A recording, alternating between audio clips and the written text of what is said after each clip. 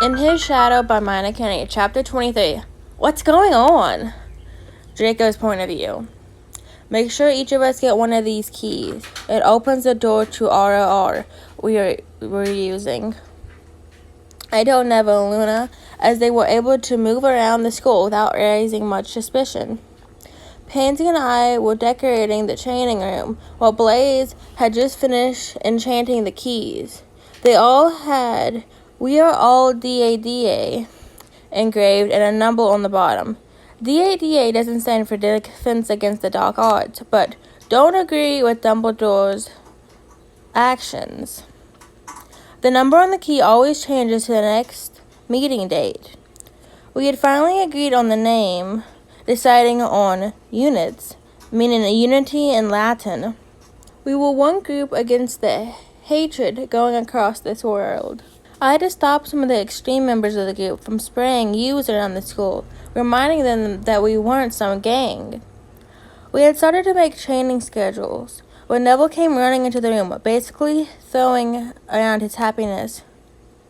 "Draco, look, my soon-to-be mate sent me a coat," he shouted, presenting me with a nice beige coat that looked as if it could withstand a Siberian winter. I sighed happily, pulling him into a hug. "One day you'll have to let me meet this man, and I'm going to tell him how to treat you right." I promised him, and he laughed. "You're not my brother." And he's supposed to be top quality after the great job I did.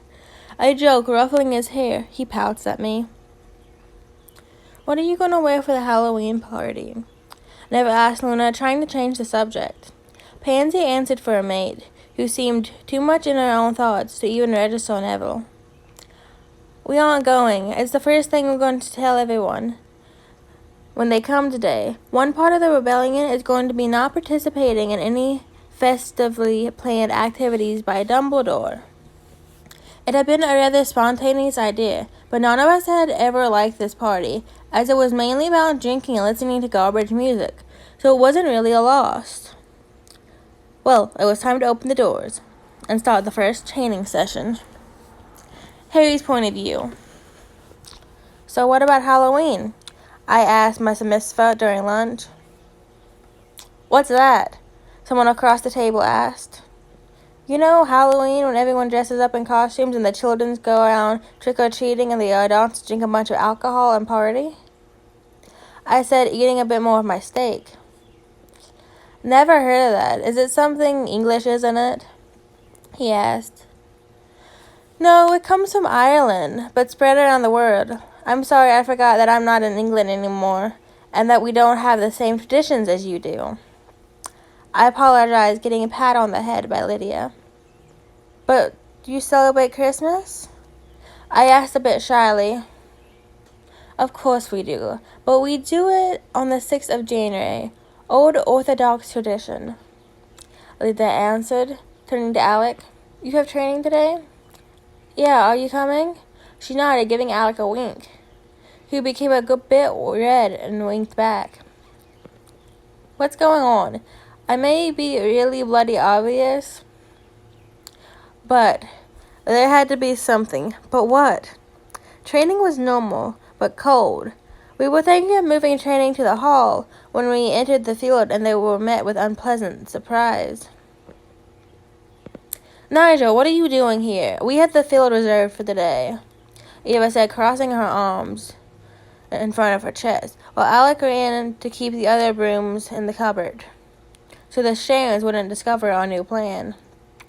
Nigel stopped her people from training, making them come over to stand and look at us with hatred.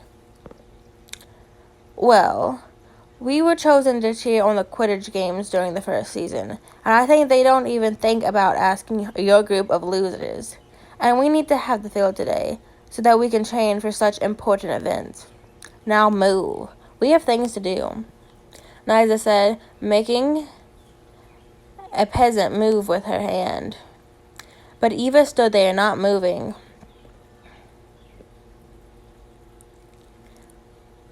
"Hey, you have to leave, Missy," Nigel repeated, making her whole group stare even more eagerly at us. Eva just shook her head. "I left once, and now it's your turn to go." The fiddler was silent. Nyjah had the next line stuck in her throat. All she was able to say was, "But we're not leaving," like a small child on the playground. Eva didn't stop staring at the other cheer captain, her arms still crossed, with a smug smile. "Harry, could you get the headmaster? It seems we're having a problem here." I just nodded, wanting to leave as quickly as possible. This whole situation made me uncomfortable. "You don't have to go. We're moving inside. You might have won this fight, but I'm getting my revenge," Nyjah promised, turning around and leaving. Eva just let out a sigh, turning to the rest of the cheer group. "Now, we're going to do some warm-ups. Try the new dance choreography. No comms or specials, just the basics." We nodded and began to stretch. As good as I might be as a flyer, I can't dance for my life. Not like Alec. So I was allowed to stay in the back of the group and try not to stumble over my own feet. I recite the Belgarian chants Victor had helped me learn by heart. I was sweaty and just wanted to take a shower and change when Nyjah came over. "Hey Alec, I'm so sorry to bother you just now. Could I talk to you for a minute?" she asked in a sweetly sick tone. Alec turned around and nodded, a little unsure. While I walked away from us a little, I heard Linda whisper to Victor, "Something smells fishy. I'm going to go with them." She ran after them, always giving Nyjah a death glare, making sure Alec stayed really close. What's going on? End of chapter 23.